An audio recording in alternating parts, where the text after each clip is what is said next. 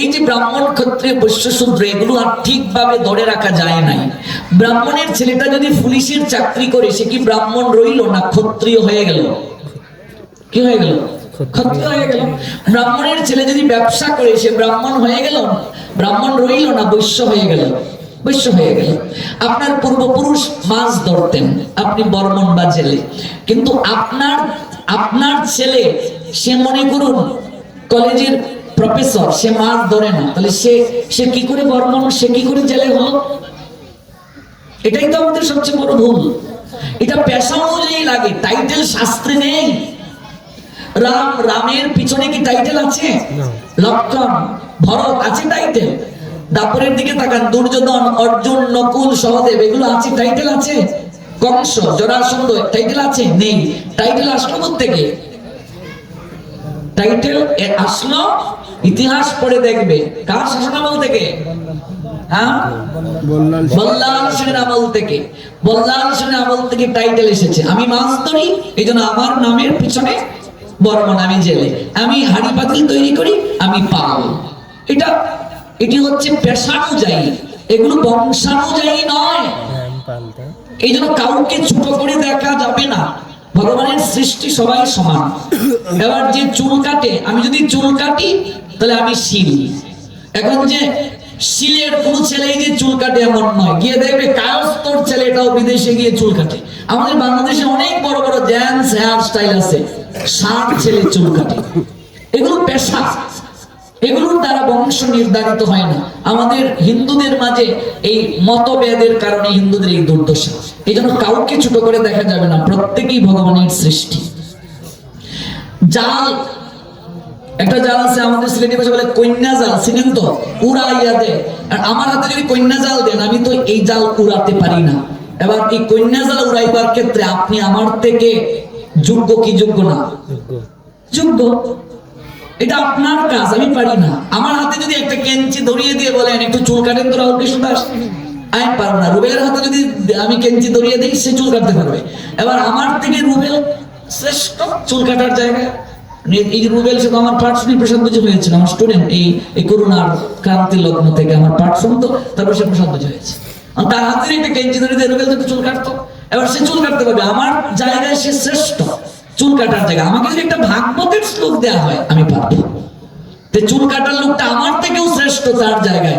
প্রত্যেকটা মানুষ যার জির পেশায় শ্রেষ্ঠ, কাউকে ছোট করা যাবে না। কিন্তু ও হে জেলে মাছ ধরে, হে চুল কাটে, হে কি বলে যে মেথর, সে এই করে, এগুলো উচিত নয়। কাউকে ছোট করে দেখা যাবে না। প্রত্যেকের হৃদয়ে ভগবান আছেন। আমরা যদি কাউকে কষ্ট দেই, পক্ষান্তরে ভগবানকেই কষ্ট দেয়া হয়। প্রত্যেকের হৃদয়ে ভগবান আত্মারূপে অবস্থান করেন। এগুলো ব্রিটিশ আমলে ইংরেজরা আমাদের মাঝে তফাৎ সৃষ্টি করে দিয়ে গেছে। অমুক বাবু, তাকে বাবুর মতো দেখবে। এই যে এখনো গিয়ে দেখবে চা বাগান গুলোতে ওদেরকে কৃতদাসের মতো রাখা হয়। এগুলো ব্রিটিশদের কাজ ছিল। ইতিহাসে দেখবে এগুলো বল্লাল সেনের আমল থেকে এসেছে। কাজেই সবাই ভগবানের সন্তান।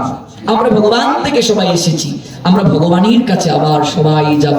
এই জন্য প্রত্যেকে যদি চায়, সে অবশ্যই 11 দিনে শ্রাদ্ধ করতে পারবে। আর এই জায়গাটাতে থাকাই ভালো, এত মতভেদ না করে। অশৌচ অবস্থায় অথবা মৃত ব্যক্তির অশৌচ অবস্থায় গৃহে নিত্য পূজা দেয়া যাবে কি? বহুবার বলেছি, অবশ্যই দেয়া যাবে। নিত্যকর্ম বন্ধ হবে না। কারো ঘরে বাচ্চা হলে, কেউ মারা গেলে অবশ্যই নিত্যকর্ম বন্ধ হবে না। যেদিন থেকে ভগবানকে আপনি আপনার ঘরে বসালেন, সেদিন থেকে ভগবানও আপনার ঘরের সদস্য হয়ে গেলেন। গোষ্ঠীর কেউ মারা গেলে, গোষ্ঠীর কারো ঘরে বাচ্চা হলে, আমরা কি না খেয়ে থাকি? থাকি না। ভগবানও আমার ঘরের সদস্য, তাকেও না খেয়ে রাখা যাবে না। নিত্যকর্ম কোনোদিন বন্ধ হবে না, কিন্তু নৈমিত্তিক কর্ম বন্ধ হবে। নিত্যকর্ম যেমন ভগবানের নাম গুণগান করা, কাশি বাজানো, উলুধ্বনি দেওয়া, গীতা পাঠ করা, আন্নিকাদি করা, তুলসী স্নান, প্রণাম পরিক্রমা করা, ভগবানের সেবা পূজা করা ঘরের, এগুলো নিত্যকর্ম, এগুলো বন্ধ হবে না। নৈমিত্তিক কর্ম বন্ধ। অশৌচে বিবাহ পড়ে গেছে, বিবাহ হবে না। কালী পূজা পড়ে গেছে, হবে না। দুর্গা পূজা পড়ে গেছে, হবে না। কিন্তু নিত্যকর্ম, নিত্য যে সেবা, এটা বন্ধ হবে না। ভগবানকে যেদিন ঘরে বসালাম, ভগবান আমার ঘরের সদস্য। আমি কি আমার সদস্যকে না খেয়ে রাখি? রাখি না। তাহলে তাকেও না খেয়ে রাখা যাবে না। কোন কোন ঘরে দেখা যায় শৌচ জাতক হয়েছে, ভগবানের ঘর বন্ধ। এক জায়গায় গেলাম, বরিশাল বিভাগের নাম বলবো না, 11 বছর ভগবানের ঘরের মাঝে মাথা ঠুকিয়ে কাঁদে, আমার সন্তান, একটা সন্তান দাও ঠাকুর, সন্তান দাও। 11 বছর পর ছেলে হলো। আমরা পাঠে গেলাম, বলছি একটু কৃপা করে আসুন, আমার ছেলেটাকে আশীর্বাদ করে যান। আমার 11 বছর পর আমার অন্ধের জ্যোষ্ঠী আমার ছেলে হলো। আমি বললাম, মা ঠাকুর ঘর কোথায় একটু প্রণাম দিই। যাবেন না, যাবেন না, ঠাকুর ঘর বন্ধ। বললাম কেন? কয় এই জাতক চলছে না। হ্যাঁ, বললাম 11 বছর যার চরণে কান্নাকাটি করে সন্তান পেলে, আর সন্তান পেয়ে সর্বপ্রথম তার ঘরটাই তালা বন্ধ করে রেখে দিলে, তাকে হোম কোয়ারেন্টিনে পাঠিয়ে দিলে। ভগবান যেমন দিতে জানেন, নিতেও জানেন, মনে রাখতে হবে। এগুলো কুসংস্কার। মানুষ মরণশীল, একদিন সবাইকে চলে যেতে হবে ধরাধাম ছেড়ে। আমার প্রশ্ন, মৃত ব্যক্তির শ্রাদ্ধ দিতে ওই ব্যক্তির শ্রাদ্ধের খাবার খাওয়া উচিত কিনা? শ্রাদ্ধে কি করা উচিত? শ্রদ্ধা যুগন প্রত্যয় যুগে শ্রাদ্ধ এসেছে। শ্রাদ্ধে কখনো মাছ মাংস করতে নেই। শ্রীমদ্ ভাগবত 7ম স্কন্ধ 15তম অধ্যায় 7 নম্বর শ্লোকে স্পষ্ট লেখা আছে, শ্রাদ্ধে আমিষ নিষিদ্ধ। যে শ্রাদ্ধে মাছ হয়, এই শ্রাদ্ধে গিয়ে যে খাবে, মৃত ব্যক্তি জীবিত অবস্থায় যে পাপ করে গিয়েছিল তার একটা অংশ সে বহন করে নিয়ে আসবে। যে গিয়ে এই শ্রাদ্ধে খাবে, জীবিত অবস্থায় যে পাপ করেছিল, পাপের একটা অংশ বহন করে আনবে। শ্রাদ্ধে অন্ন খাওয়ানোর বিধান ছিল না, দধি চিরাই ছিল এক সময়। এখানে আমার বাবার বয়সী যারা, তারা জানেন এটা। বাবা বলো, আগে মাছ কি অন্নাদি ছিল না, চিরা দধি। তারপর ধীরে ধীরে অন্ন শুরু হলো। তারপর আমরা ভাবলাম একটু ঝাল ঝুলে খেলেও ভালো হয়, এগুলো আমরা দিয়ে দিলাম। কাজে এগুলো বাদ দিতে হবে। এটা একটা যজ্ঞ। শ্রাদ্ধে মাছ কোনোদিন করবেন না, উচিত নয়। আর সেই শ্রাদ্ধটা অবশ্যই বিষ্ণু সন্তুষ্টির জন্য যেন হয়। শ্রাদ্ধের খাবার খাওয়া যাবে না যে শ্রাদ্ধ প্রেত শ্রাদ্ধ হয়, মাছ আদি ইত্যাদি দেওয়া হয়, এই শ্রাদ্ধে খাবার খাওয়া যাবে না।